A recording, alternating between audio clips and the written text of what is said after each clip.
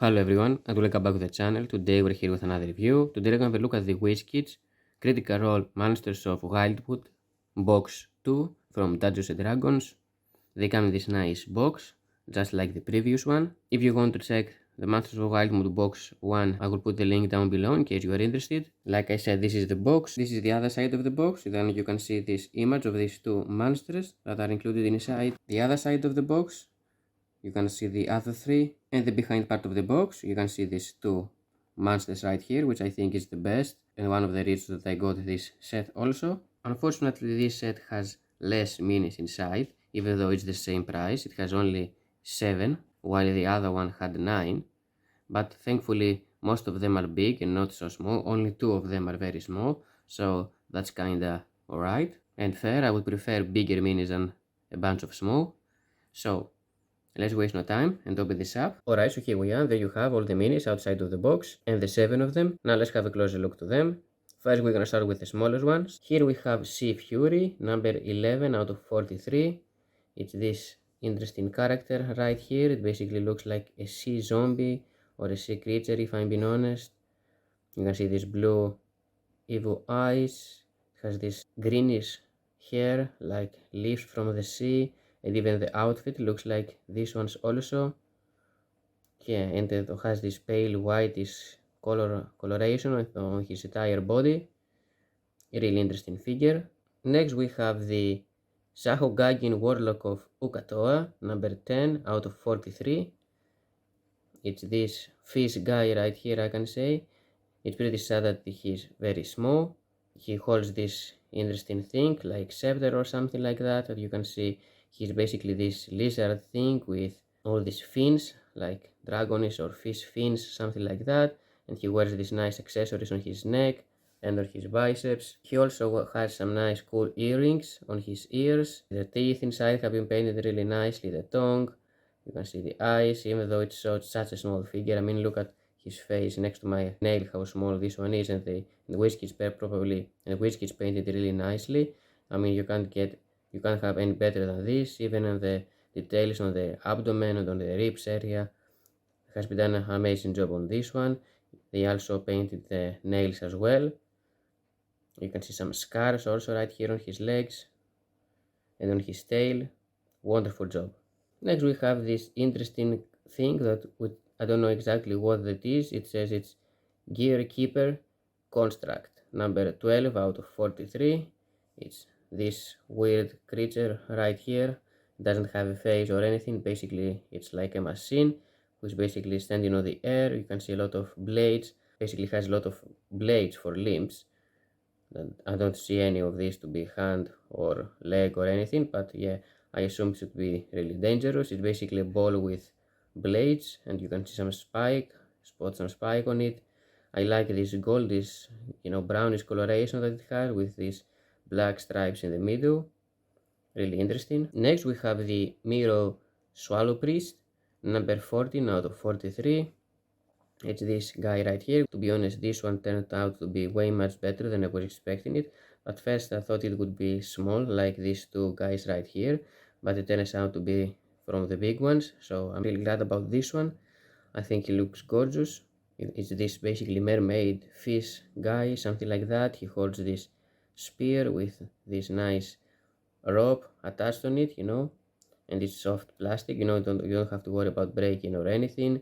It has this translucent thing right here also on his arm, which I'm not exactly what it is supposed to be. Probably he has some magical powers and stuff. I like the accessories that they have added on him. These ropes and this bag right here.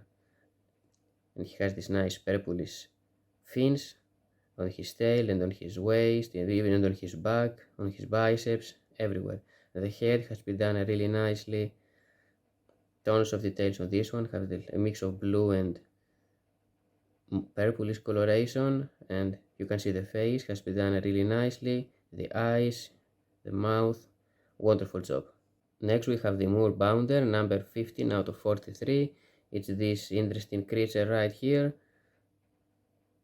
I'm not exactly what this is supposed to be. These horns right here remind me of an elephant. It could be also a whiteboard though. but the ears are looking like a wolf, you know, jackal, something like that. I'm not sure. So the eyes have done really nicely though. It's a fantasy creature. Really nice job on the eyes. They also have this glossiness on it to make them look more naturalistic, and it has basically this purplish coloration with some darker wash on some spots of the body to highlight the details. So yeah, a very interesting creature, I would say. You got some nice musculature right here on the ribs area and stuff, and on the legs, the tail. Really interesting. Next we have the Gloom Stalker, number 13 out of 43, which in my opinion is one of the coolest figures of the set.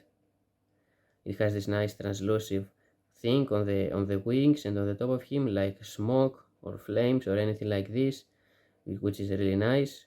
They have a lot of it on the tail and on the wings and on his back area, even on his face. Really nice. You can see the mouth has been done really nicely, the ears, the eyes. Wonderful job. It looks like a dragonish thing, if I'm being honest. If it was on a bigger scale, I would thought it would look like a dragon, basically. That it's a small dragon or something like that. A really interesting creature. I don't know why they don't call it a dragon.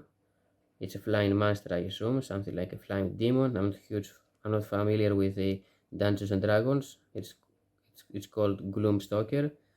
So yeah, maybe something like from Mist or Dark creature. Really interesting. I love the correlation on it.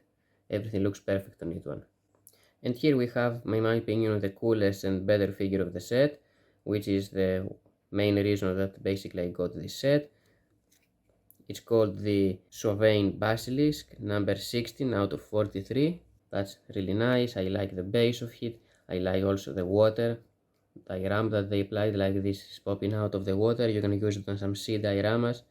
I really like basilisk, so this one is actually really nice. It's a sea serpent, I assume. It has this nice yellowish and orangish coloration. On the top part is actually made out of orange, and on the down part of his belly area it has to be painted with this orange coloration. And the rest of the body is yellow, but it looks like it has this goldish coloration. The mouth has been done really nicely inside. I like the purple tongue. The teeth have been painted with this greyish coloration, the same with the eyes, since it's an aquatic creature. And look at the paint job and the detail on this translucent plastic coloration that they use for the splashes of the water. They have these whitish spots in the air to make it look more naturalistic, I would say. I mean, this water base that they use is all the money. I think it's awesome. It's fantastic. It couldn't have done it any better. Really interesting. Really nice looking. I would think it will look really nice on the shelf or on a diorama with some ships. So a really nice basilisk figure overall. Anyway, so this was, guys, the Wizkids Critical Role Monsters of Wildemount Box 2 review. Thank you for watching the video. Hope you enjoyed it and I helped you out. I'm gonna see you next time. Bye.